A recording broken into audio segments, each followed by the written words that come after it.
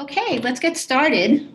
Since we only have an hour for our great event today, welcome everyone. I'm Beth Daly. I'm the editor and general manager of The Conversation, not your traditional newsroom. We sit at the nexus of academia and journalism, and our mission is to democratize knowledge for the public good. So welcome. I'm just so thrilled to have you all here today. We're going to be having a great conversation with Jenny Weeks and Ernest Freeberg, who I'll announce in just a few minutes. But I first wanted to explain a little bit of rules of the road, how our webinars work. If you have a question, please chat it into the question and answer. You will be responded to. We'll gather questions, and Jenny will ask as many as she can of Ernest after they have a conversation. And also, please stay on to the very end. We have a special effort we're trying, which is about a book club of the book that we're going to be talking about today that some of you may be quite interested to learn about. So with further ado, let me please introduce Jennifer Weeks, our Senior Environment and Energy Editor. Jenny's covered environment, science, and health for a decade as a freelance journalist before joining The Conversation in 2015. She's written for so many publications from the Washington Post, Boston Globe Magazine, Audubon, Discover, Slate. Previously, she was a congressional aide, public interest lobbyist, and policy analyst. She holds a BA in history from Williams College, an MA in political science from the University of North Carolina, and an MPA from the Harvard Kennedy School. So thanks, Jenny, for serving as our moderator today. It's great. Well, as a history major, I'm thrilled. So yeah, exactly. Yeah. It's going to take me a lot longer to introduce Ernest, but I'm going to do it fairly quickly. So Ernest Freeberg's teaching and research interests center on the cultural and intellectual history of the United States in the 19th and early 20th century. His books have examined the history of disability, the origin of civil liberties, and free speech doctrine in America, the impact of technology and invention on American life, and the founding of the movement to protect animal rights, which is the book we'll be talking about today, A Traitor to His Species. So Freeberg is a distinguished lecturer for the Organization of American Historians and has produced a number of public radio documentaries on historical themes. I'm going to leave it at that because I want to get really quickly to the conversation we're going to have today. Again, for everyone, please write the questions into the Q&A.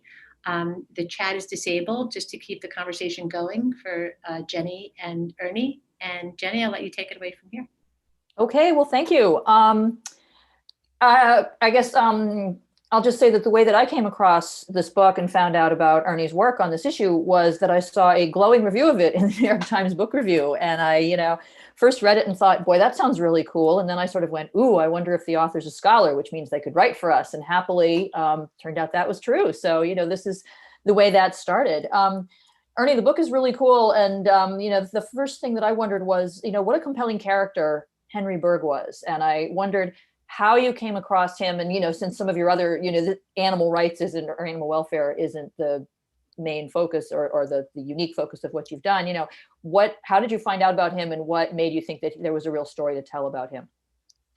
Well, it's a combination, Jenny, of two things. First of all, he is a fascinating character. And the more I learned about him, the more I realized he was a window on this big topic. He was the founder of the ASPCA, the first Society for the Prevention of Cruelty to Animals, which is still with us. And the founding of this whole idea that there ought to be organized protection for animals in the United States. So that, he has an important legacy that way. But it also seemed like a really interesting window on the change in the human relationship to animals in this time period, which is really, it's Berg, but it's many, many other people, many other changes. Cities are growing enormously rapidly. And it's not just people that are crowding into cities, it's also their animals. The collision between horses and livestock and the pigs in the gutters cleaning the garbage and a surprising number of packs of stray dogs running wild in the streets. Maybe you should remind us of the time frame we're talking about, just so everybody's clear on sort of this really unique arc of history. Right. It's roughly called the Gilded Age into the Progressive Era. So it's the decades right after the Civil War. Berg founds the ASPCA in 1866, the year after the Civil War. And this is the period of, we think of this as a great industrial revolution, the beginning of a transition in the United States from being a predominantly rural to a predominantly urban country. And animals were, a part of that transition, essential to that transition, but also, humans had to rethink, really for the first time, when you think back about the relationship between humans and animals down through history, they were central to cities.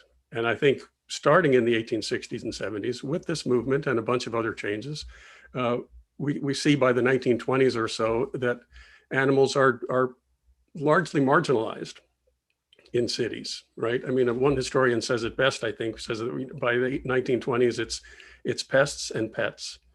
It's the animals we love tremendously and the ones that we try to keep out of the cities.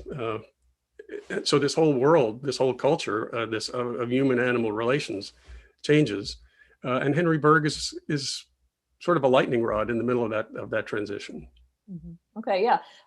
Tell us a little bit about his arc, because he started out quite radical and, progressed to lobbying the New York legislature. And so sort of, he clearly was sort of figuring it out as he went, because no one had ever done something like this before, certainly not on this issue. Right. And not a lot of sort of street advocacy like that I know of really on a lot of other issues at the time. For Berg, no, yeah, I mean, Berg, people called him the riddle of the 19th century because something happened to him during the Civil War that led him to devote his cause to this. Up till that point, he didn't even particularly like animals by any, he didn't have pets. He didn't, that wasn't his cause. But when he was 53 years old, he had this sort of conversion experience. He always described this as the moment he was working for Lincoln as in the embassy in St. Petersburg in Russia.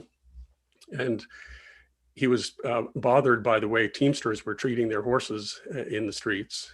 And one day he just finally snapped and he demanded that a Teamster drop his whip. He's beating his horse. And the man did it. And Berg said, wow, that's the first really useful thing I've ever done. That felt great. I'm going to devote my life to this. And it's interesting, Berg's not the only one of these 19th century reformers who describes almost a religious conversion to this kind of devotion for the rest of his life to the cause of fighting what he considered to be one of the great evils, the cruelty to animals. Yeah. Well, tell us a bit about his upbringing and his background and sort of, what his life was like before he came to that conversion point. Yeah, and that added to the riddle. He was the heir to a fortune. His father was a very successful shipbuilder in the early 19th century. And so Berg dabbled in shipbuilding, decided he didn't like it, had a couple of years of college, went to Columbia University, and then took his fortune and went to Europe, married another wealthy socialite, and they sort of wandered the capitals of Europe. Berg wanted to be a playwright and a poet, and he wrote a lot of apparently very bad plays. The few that ever got mounted got terrible, terrible reviews and maudlin sort of silly poetry.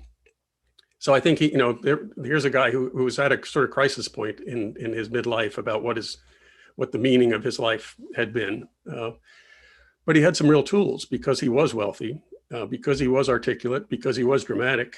He understood the theater, right? And part of what he had to do after that was to dramatize to his fellow Americans the problems of animal cruelty, which had been there, were invisible because they were so common, right? And he had to kind of bring them forward, force people to look at them and to reckon with them. Mm-hmm. Yeah. Well, you wrote about one really dramatic episode for us in the piece you did about the horse flu of 1872. And, some of the participants here may not have had a chance to read that article, but it's just a fascinating episode that, I had never heard of before when you brought it up. So why don't you tell people a little bit about that and how Berg really sort of used that as a sort of, not grandstanding is the wrong word, but sort of spotlight moment, I guess. That's when I first met Henry Berg. Was standing in the middle of the streets in the middle of the great horse flu of 1872. This started in the fall of 1872 in Toronto. It was an influenza virus that spread incredibly quickly all across North America. It finally burned out a year later in Nicaragua. But everywhere it went, about 5% of the horses and mules in that city would die, and the rest would be debilitated. 99% of the animals would suddenly get sick really within a day or two because this was so contagious. And so they weren't able to work. And it was really, in some ways a fascinating experiment to test how important animal energy horsepower was to the modern city at that point. Everything relied on horses. We think of this as the great era of the steam engine, with the importance of the transcontinental railroad and so forth. But even the railroad didn't run without horses to bring coal to the trains, to haul things away from the trains, to move the trains around in the yard. So essentially, the entire economy comes to a grinding halt in 1872. The influenza would take about 4 to 6 weeks to work its way through a city, and then move on to the next one. The real problem came because people were desperate to force their animals to work. This would be equivalent to having a gas crisis. And suddenly, it's an energy crisis essentially, and many people were desperate. Many people felt if we don't force our horses to work, we are going to starve. It revealed that cities themselves were absolutely dependent on horses bringing materials in for food. So they started to work their horses even though they were sick. And when they did that, these horses would very, very often develop a secondary illness and would die very, very quickly.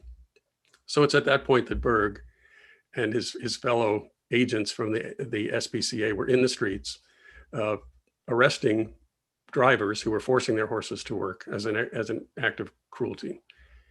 And it was as I suggested in that piece, it was a turning point, I think, for public opinion, because many people thought Berg was a little bit eccentric, or a lot eccentric, caring more about horses than humans. But in this particular case, horse suffering was so visible, and the dependence on the health of these animals was so obvious, that many people started to say, actually, we need to rethink this. We've been taking horses for granted. Maybe Berg has a point. Mm-hmm. Got it. Yeah. Tell us a little bit about how, when he founded the ASPCA, how many followers did he have? Did he have a small handful of radicals, who's latched on, or how did the movement grow, and, sort of how did it evolve over the decades that he was doing this? Yeah, it's really interesting. There are several things to say about that. One is that there's an obvious antecedent here in the anti-slavery movement, which had itself organized in many of the ways that Berg tried, with using the printing press, using conferences, using the sort of appeal to the problem of cruelty. So there was already in 1866, a sense that, okay, this is how we move society forward. This is how we battle an evil. Unlike the anti-slavery movement, though, nobody was going to sign up against an anti-cruelty movement, right? I mean, nobody's in favor of cruelty. So lots of people, when Berg first proposed this idea, he got support from the mayor and the police chief and lots of distinguished philanthropists, and they were happy to support this. So passing the law was the easy part. The problem came when he also, as part of that law, got the authority to go out and make arrests. And he started to go out and start to arrest people who thought, wait a minute, I'm against cruelty, but you're picking on me for something that I have every right to do, right? It's my horse, it's my livestock, it's my dog, mind your business. And so suddenly, once he started to actually apply the law, it became much more controversial. Mm-hmm. Sure. But I think it's also worth, one more thing I think is it's important to note that it wasn't just Berg. I mean, Berg was the most interesting, eccentric, extreme promoter of this cause. But almost simultaneously, Philadelphia founds an SPCA movement of its own, with a particularly strong branch led by the women of the movement, and also in Boston. So these, it's in the air. Many people are recognizing, I think, after the Civil War, this is one of the next important causes to move progress forward. Mm-hmm. Interesting. Yeah. Were there other animals besides horses that really sort of grabbed the spotlight? I mean, you can see how horses were so central because they were moving commerce everywhere. Were there any other types of animals that were particularly kind of notable? Sure. Well, I mean, another important piece of this was livestock, and this is pre-refrigeration. So rather than having meat arrive in a grocery store wrapped in plastic and refrigerated, the meat would walk on its four hooves down the street in the middle of the city, right? So any major urban environment was dotted with livestock pens and with slaughterhouses. And so hence the meatpacking district in New York, right? Yes, absolutely. Right. And so people began to notice the cruelty that was inherent in that. And it starts with getting them there in the first place. So the SPCA movement was very interested in trying to fight the problem of the fact that people would put these animals on the trains in the Midwest, or sometimes as far away as Texas or Kansas, and they would ship them to New York or Boston with hardly a break at all. They would essentially have no food and water for weeks sometimes. It wasn't unusual for 20% of the animals to just die en route. It was just considered part of the spoilage of the process, and then once they arrived, there were really no standards, no sanitation standards, and no humane standards in terms of how animals were slaughtered. So it's both a public hygiene problem, because the refuse is all over the place in downtown environments. But for many of the people like Berg, they said having us live in the midst of this animal slaughter coarsens us. Lots of kids like to go watch the animals get slaughtered as kind of an entertainment. And he said, we need to rationalize this. We need to move it out of the cities. We need to hide this in a way, because it's going to people are going to start to enjoy this, or at least lose their sensitivity to animal suffering if we don't move this out. And linked to this, I mean, it's interesting. They also were really at the beginning of the cruelty-free movement. They were arguing essentially eating animals who have been treated cruelly means that you're eating animals that themselves are poisoned, diseased, stressed, and ultimately it's bad for human beings as well. So they began to try to make this link that I think is very familiar to us now, about the link between kindness to animals and also our own concerns about human health. Mm-hmm.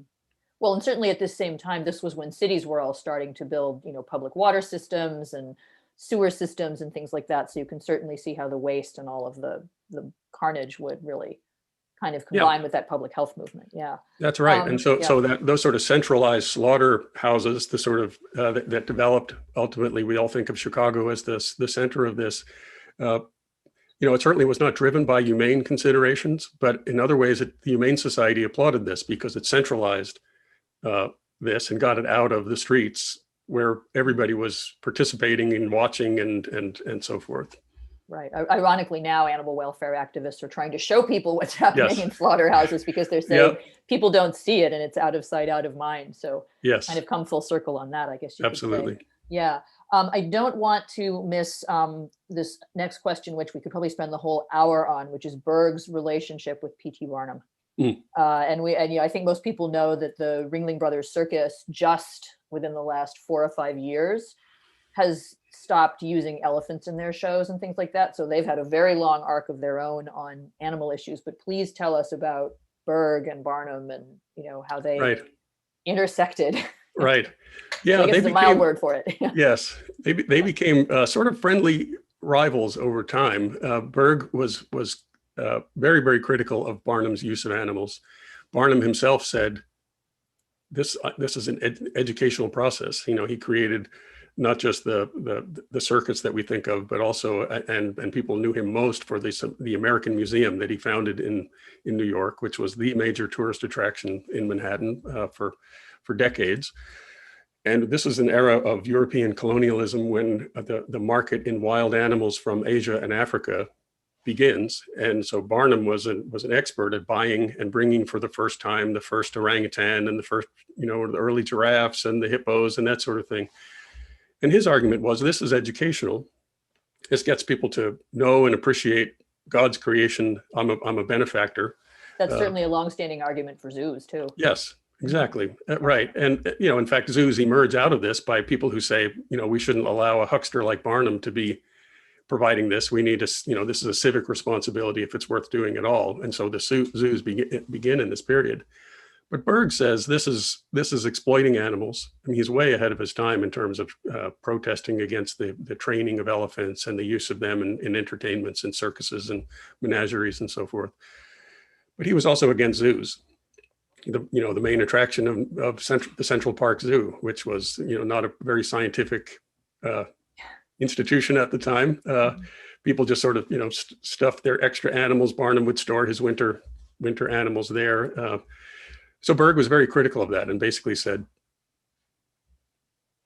this is not entertainment. This is cheap sensation at the expense of these animals, and they should be returned to the wild or humanely killed. This is unacceptable. And here's another, this is another example where Berg pushes the argument to the limits, because these were enormously popular. The Central Park Zoo was this tremendous attraction, and many people just laughed at Berg as, this is another eccentric idea that he has, that circuses and zoos are exploitive. Mm-hmm. Barnum enjoyed fighting with Berg because Barnum was great at turning every fight into a way to sell tickets. And so wasn't he the one who said there's no such thing as bad publicity? Or absolutely. And so, bring it on. Berg appealed to his supporters by protesting, and Barnum got his ticket sales by, saying, you come see for yourself whether I'm abusing these animals, and so forth. Interestingly, though, this happened over the course of 2 decades of Berg's career. Barnum lived a bit longer. When Berg died, Barnum went to his funeral, and he said, he and I were both true animal lovers. And when Barnum died, he left $1,000 to build a fountain in his hometown of Bridgeport, Connecticut, in Berg's honor. It's still there. So he came to respect. They differed, but there are kinds of debates about what's an appropriate way to observe animals. Where's the line between education and exploitation? I think it's a very relevant set of questions that still we should wrestle with today. And, well, it certainly, and they really were sparring partners in starting that conversation. Mm-hmm. Well, and it played on for decades afterward. When I was little, I grew up in Washington, D.C., and I remember when Ringling Brothers Circus came to town, you would go down to where the rail yard, they would unload all the animals, they'd parade the elephants through the streets to wherever the, temporary barns were and things like that. Yeah. It was a big thing and crowds came. So sure. Yeah, things have really, over the last few decades, changed a lot. But yeah, it was a long process. I was struck by, thinking about, part of my argument in the book is we live in this world in the 19th century packed with animals. Humans and animals are relating in a very intense way that is not part of modern life anymore. But at the same time, we get this incredible infusion of animals from around the globe that for the first time, Americans, not just scientists traveling somewhere, but also, anybody can on a Saturday afternoon go to the zoo or attend the circus. And so the exposure to the world's animals, as morally complicated and as that may be, really begins in this period. So we take that for granted too, and I think that's really another legacy from the late 19th century. No, it is a real eye opener. Even now when you go to an aquarium or a zoo, sometimes you see people really learning things, and and so that's one reason why those arguments are so complicated. Before we go to questions, let's talk a little bit about the title to the book. Was Berg actually called a traitor to his species, or was that more sort of your encapsulation of how he was seen? That's an encapsulation of what many people essentially said, that he was putting, in one case after another, he was protecting animals at the expense of humans, right? And Berg's argument was it's the expense of human frivolity and cruelty, right? Or thoughtlessness, But for example, one of his major wars was to shut down horse railroads when they were using. This was the mass transportation system in the cities. The trolley companies would work these horses right to the edge, use them up, recycle them within a few years by working them so hard. And Berg and his agents were out in the field stopping this, right? And when they did, the horses would have to go back to the barn. The traffic jam would cause, and everybody would have to get off and walk, right? And so for Berg, this was a moment when he got lots of publicity. People were interested in this, but others said, look, he's making us walk through snowstorms. He cares more about this horse than he does about, the poor working girl in the thin dress who has worked all day and now has to walk home in a snowstorm, probably going to die of pneumonia. Berg is callous. Mm-hmm. Berg, as I said, he wasn't an animal lover. He was a hater of human cruelty. And Berg pushed the envelope in many ways. And the one way that got the most feedback, I think, was when he said that those who are cruel to animals and to women and children should be publicly flogged. And Oh, that's a really interesting connection, because yeah. even now, I mean, police will often take cruelty to animals as a sign that someone could become, physically violent against people. Oh, sure. Yeah. So, he was onto something there very early, it seems like. Absolutely. Yeah, the link between protect animal welfare and protection of dependent women and children, they're very closely linked as a movement. In fact, Berg was very important in connecting the two. Yeah. Let me see. It looks like we have some questions here. So let me see what people have. Were there any incidents or people that you would have liked to include in the book but weren't able to? Well, what was fascinating about Berg was two things were important about his law. One was that he not just passed a law against cruelty, but he also sent agents into the field. And the SPCA had a sort of legal authority to go and enforce the law. And that was absolutely controversial, but absolutely crucial. The other thing about Berg was that he wrote into the law horses, cattle, livestock, and all other animals. And this is where Berg got really interesting. And because he essentially, everybody said, yeah, of course we need to protect horses. Yeah, we shouldn't abuse the cows that we're about to eat. But when Berg started to push against mistreatment of turtles being shipped up north for turtle soup in cruel ways, when he started to worry about the buffalo, when he started to worry about rats that were being part of the entertainment of ratting contests where terriers would try to kill rats, people were shocked. And that's what makes Berg, I think, so controversial and so fascinating, is that he pushed this in all sorts of directions that I couldn't possibly touch all of them. So he had a campaign against boiling lobsters, for example. Wow. That I just couldn't get in. I just couldn't, even though I'm a Mainer with a history of connection to lobsters, I couldn't fit it. And it goes on and on. I mean, because people would push him and say, I found this on the web for history of connection to lobsters. Siri is trying to help me here all of a sudden. Seriously, would you like to order a lobster? It's never done that before. Yeah. So he would push it in all sorts of directions, and I could only touch on samples of the way he pushed the argument. But that's fascinating, though, because all the things you mentioned, cockfighting. There's a famous essay that got published about 10 years ago about cruelty in lobsters. I mean, he really. Yes. I guess there's this hierarchy of sort of within the animal world that we tend to care most about, the charismatic furry animals, and less about, say, chickens, and certainly less about snakes or fish or things like that. So he really was, seeing way far ahead of where a lot of people even are today. I mean, that's really interesting. And well ahead of his own followers. Very often they would say, well, we can't quite go that far. Right. Horses, yes. Snakes, yeah. So, yeah. And that was another area where he got into trouble, because he would say any living creature is as valuable as a human being. So he really had the sort of complete view of things. Yeah. He might have been trying to just provoke people when he said those things, because, he did not wage a campaign to protect mosquitoes, but he held out the possibility he might. Yeah.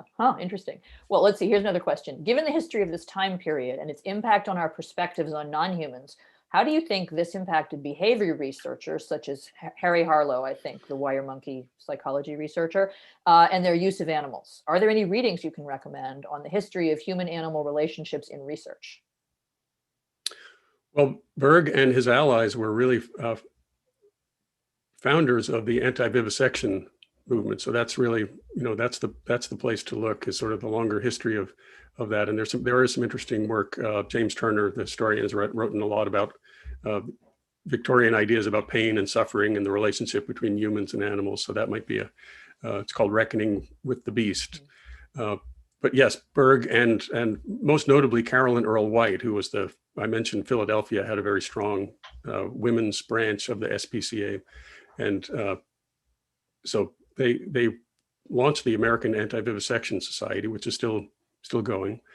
There's another classic example of a conflict where the critics said, look, this is going to pay off in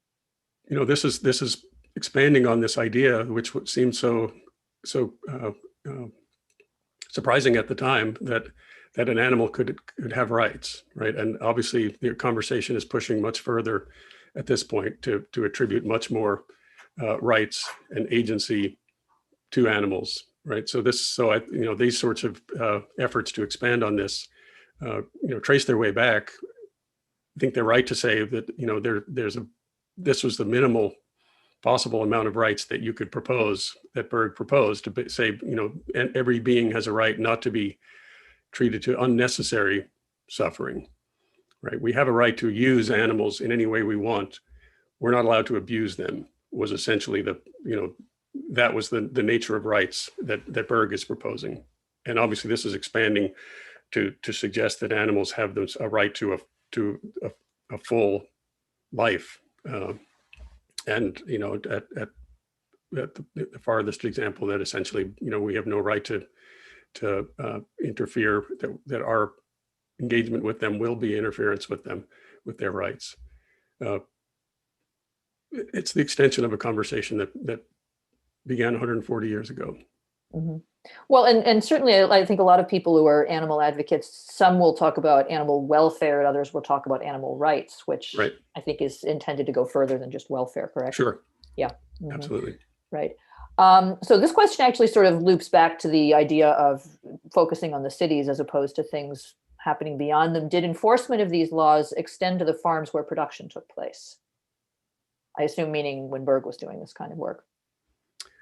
No, it didn't. It was, they began to organize for the first time. Really what happens is these SPCAs are very local. They're based on state laws. They're organized around cities. And it's really cattle transportation that begins to unite them into what became the American Humane Association as a sort of collaborative, because they realized that this is an interstate problem, right? You can't solve the problem of cattle transportation from Texas to Boston by just worrying about what's happening in Boston. You have to check it every way along the way. But really, they did not intervene with the process of raising the animals. But once they got into the transportation system, that's where they tried to intervene and tried to expose the cruelties that were built into that system and change the laws. In fact, the first successful federal legislation was called the 28-hour law, which required the railroad companies to take these animals off of the trains every 28 hours, give them a rest, give them food and water. It turned out not to be a good idea because these animals were so tortured by being on these trains that once you took them off, you had to torture them again just to get them back on. So it wasn't the solution to the problem. They moved instead to try to find shipping cars. And ultimately it was slaughter closer to the point of where they were raised became a way to minimize that kind of cruelty. Mm-hmm. Yeah, you had the animal. I mean, you mentioned how there were slaughterhouses in big cities and things like that. And there's still in a lot of cities, you can see some markers of animals once being there. You can see all the little carriage houses in Brooklyn that used to have horses in them behind, which are now residences themselves. But but certainly the animal processing industry has moved out to the Midwest and South and the Plain States. Right. Really dispersed away from cities. And the humane societies were surprisingly, I came to this knowing, like everybody knows, that Upton Sinclair's The Jungle, right, in the early 20th century, which exposes the cruelties of the meatpacking industry in Chicago to both humans and to the animals. But in the 1860s and 70s, this looked like a great improvement, so that these humane societies were pushing the idea that it was okay to eat meat that had been slaughtered 1,000 miles away and shipped in a refrigerated rail car. That this was actually, cruelty-free would be too extreme, but that basic idea, this is going to be less cruel. And so while this was a good thing for Swift and Armour and the other companies to be promoting this, it also was something that the humane societies surprisingly also said was going to be an improvement. Better than what was. Yes. Yeah. Here's an interesting question. Did Berg favor vegetarianism, and was he a vegetarian? Berg spent a lot of time in slaughterhouses, as I said. He saw some very terrible abuse of animals. He said, it almost made me a vegetarian. He never was, which is interesting. But he said humanity made a wrong turn at some point. We should be vegetarians. We're not now. It's too controversial. I mean, there were vegetarians. There was a vegetarian reform movement in the 19th century, but it was radical. And Berg decided this is one step too far to try to advocate for this. So he said, I care about turtles, but also turtle soup. So interesting. Yeah. It was a compromise. He felt like, he said, basically civilization, he had an idea that a civilization is going to purify and get better and better. Eventually, all human sin is going to be wiped out by progress. And so he figured vegetarians, would rule the roost sometime down the road of history, but not right away. Yeah. Well, and this was really before nutrition research and things like that. So, part of it may have been that people didn't really understand, you need certain things in your diet and you can get them different ways. Right. So that's I'm sure. A whole new angle we have on that now. Here's a question. This may go back to the vivisection issue. How does this extend to medical research? Was it happening then? And if so, did he protest it? So vivisection probably, I think, is mainly the kind of medical research that was going on then, right? That's right. Mm-hmm. That's right. And they would it was interesting conflict over this in Philadelphia, where one of the leading surgery colleges, one of the leading medical schools, routinely would get stray dogs from the city pound to operate on in front of their students, for the students to experiment on these live dogs. The SPCA, the women in Philadelphia, who really founded the first animal shelter in America. Up till that point, the pound was a very brutal, very quick visit for animals that just be dispatched as quickly as they were gathered. It wasn't a year-round thing. It was only done in the summer, usually, because people were worried about rabies. And so these women created this animal shelter, and they won from the city the right to control the stray dogs.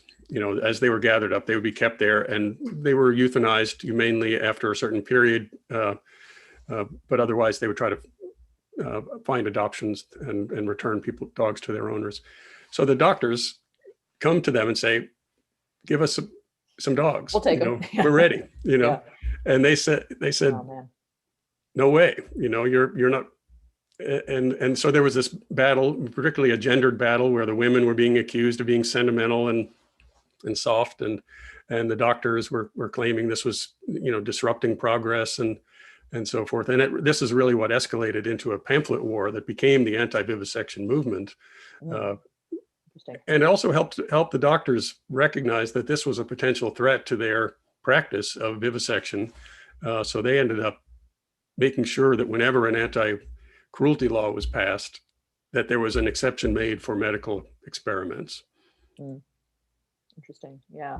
Which, sorry, go ahead. Yeah. I mean, Berg considered that to be a betrayal of the whole movement, one of the worst exceptions granted, and devoted his life to trying to stop that without success. Interesting.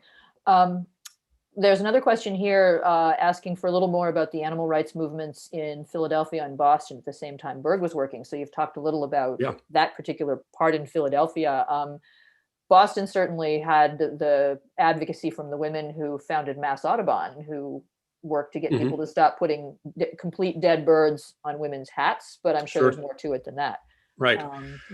Yeah. I mean, the really important contribution from Boston comes from a man named George Angell, who was the founder of the Massachusetts SPCA, along with the many reformers, sort of the Boston Brahmin reformers of that era, got behind this movement. Berg believed, as I said, in whipping, in fining, in dragging cruel men to jail. He basically said they're never going to learn.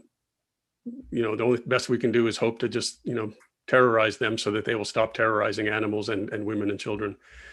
George Angell was much more optimistic, and he is really the founder of what became humane education. So he started right away. And this is in 1868, 2 years after Berg had launched his movement. He founds a newspaper called Our Dumb Animals, unable to speak, unable to for themselves. Angell is speaking for them.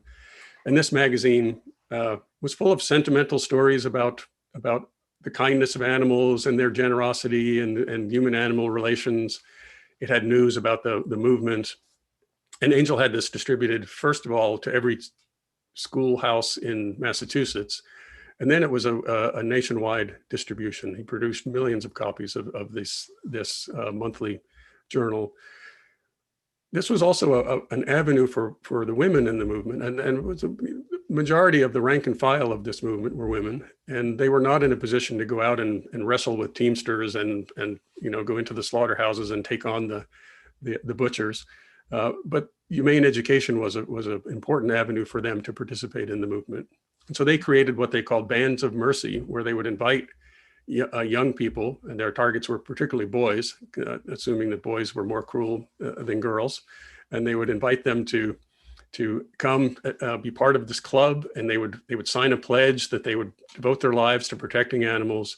They would read literature, they would get badges, and these sort of support them. And George Angel and others who were advocates of this said, if we can raise a whole generation of kind boys, we're going to solve all kinds of social problems. We're not just going to stop animal cruelty. We might stop wars. We might stop all kinds of abuse if we can touch the hearts of kids at the right age.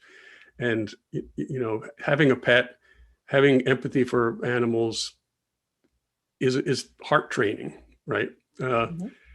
The high watermark of George Angel's contributions down to today was that he was the one who brought the novel Black Beauty to the United States. Oh, it fascinating. sold a zillion copies. Mm-hmm. He called it the Uncle Tom's Cabin of the Horse. So it's again a link to the anti-slavery movement. This is this is going to touch people and move the whole public. And it was a British novel, but he published the American version and gave it away for free for decades. Wow, that's a really effective piece of action just by itself. Boy. Yeah, still going. Yeah. Mm-hmm. There's a huge animal hospital. There's a huge animal hospital here in Boston named for Angel. Yes, as you might expect. Yeah. Yes, that's his institution for sure. Yeah. Mm-hmm. Here's a question from a fellow UT volunteer. Were you cognizant of agenda setting theory prior to writing the book? Though it's not explicitly mentioned in your book, the way that Berg used the press to promote his animal rights cause is a classic example of the theory in action, although it wasn't formally founded until the 20th century. No, I don't know agenda setting theory. I know Berg was indeed a powerful user of the newspapers, and I think this is partly his theatrical training. He understood also that it was important not to be ignored, and so there were times when he very intentionally said, "Yeah, I lost this case. I lost the turtle case, but everybody read about it, everybody thought about it, and better to outrage people than to have people not think about us." So in that sense, I think he was a very savvy manipulator of the press, and if that's agenda setting theory, then there you go. Yeah. Well, and certainly he sounds like he had that in common with Barnum, believing there was no such thing as bad publicity. Right. Yeah, they were masters. Right. Mm-hmm. Equal foes. How would you compare, this question says, how would you compare the climate today for promoting animal protection relative to that in Berg's day? Well, I think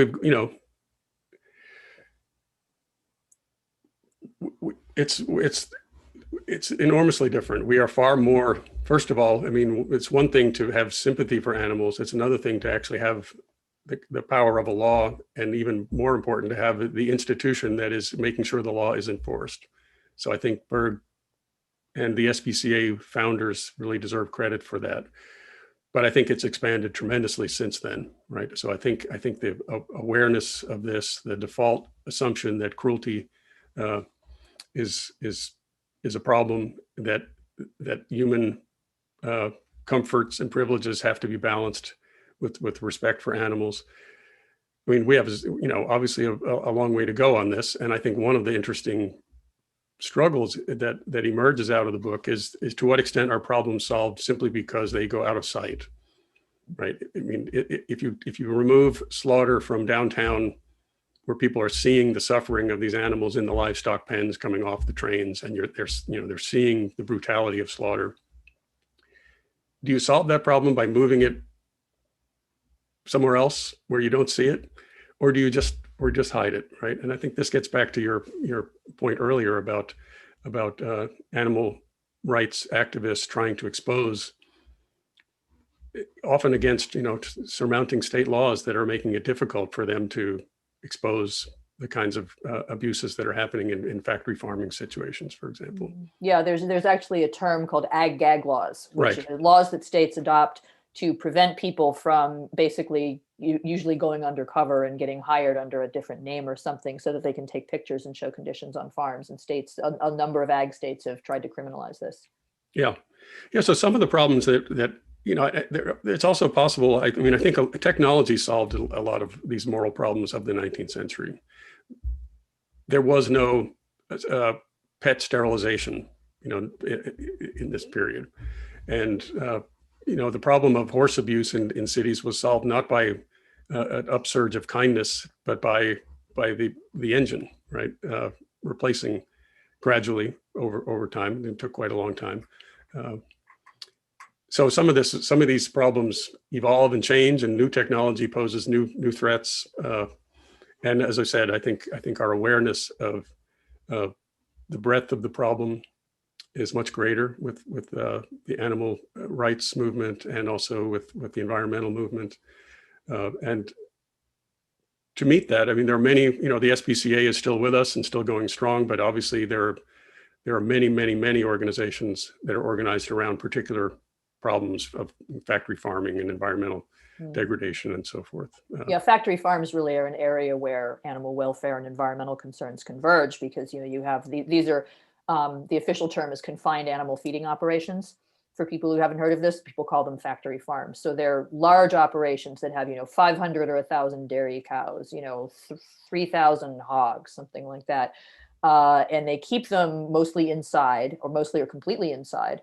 And in very small spaces, and it's very efficient. That's how you get, inexpensive meat. But there are a lot of concerns about the welfare of the animals in those settings, and also you have these enormous lagoons of manure and air emissions and all kinds of environmental issues. So that's definitely a point now. Yeah. So that's an intensification of the problems that were happening in downtown areas. And still with us are issues about the link between the way we treat those animals and the impact on health when we consume those animals.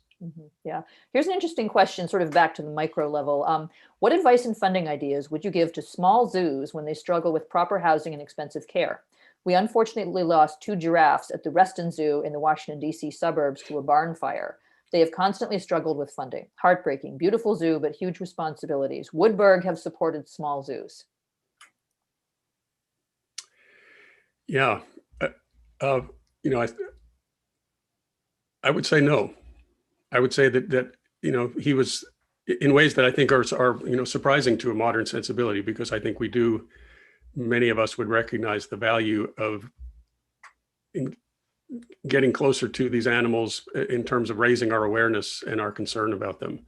Berg, from what Berg saw, and of course, what we're talking about now is our modern ideas about zoos that have evolved into a very different kind of institution, concerned about species protection and conservation, much more sensitive to the environments that these animals are in. So, it's hard to know, but I think he was certainly at the time very skeptical about our right to do that to any animal. We need to wrap up in just a minute. So, Ernie, are there any other sort of angles or questions or things that, you just found particularly interesting that we haven't touched on here that you'd want to raise before we summarize? Well, I think it's interesting that Berg, he went after dog fights. He went after these sort of working class saloons where there was, rat pits where terriers would be put in these pits and would battle against rats and destroy them.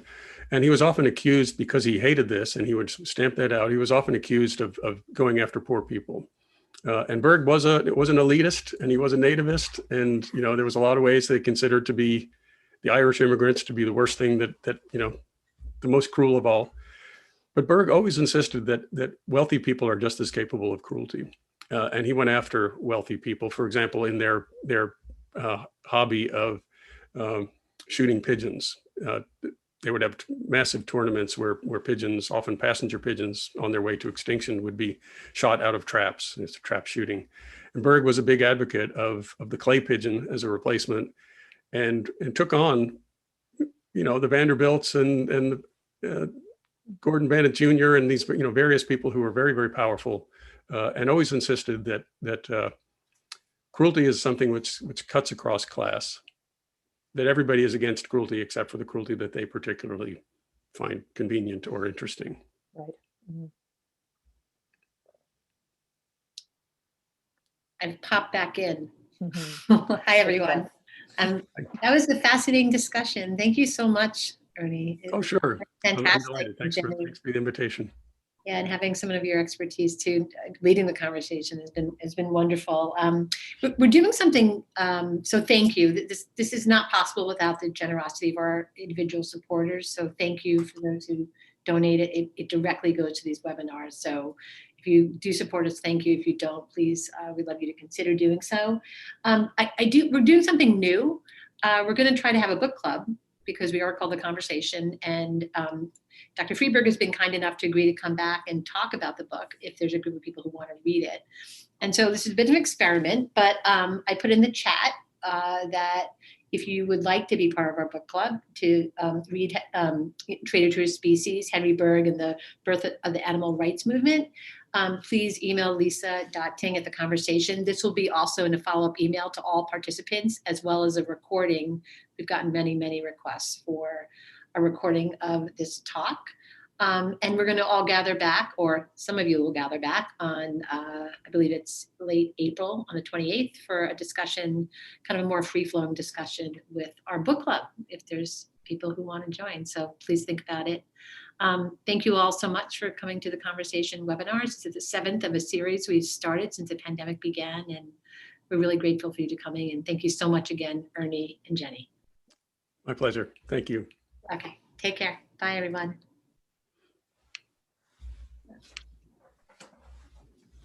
I'm going to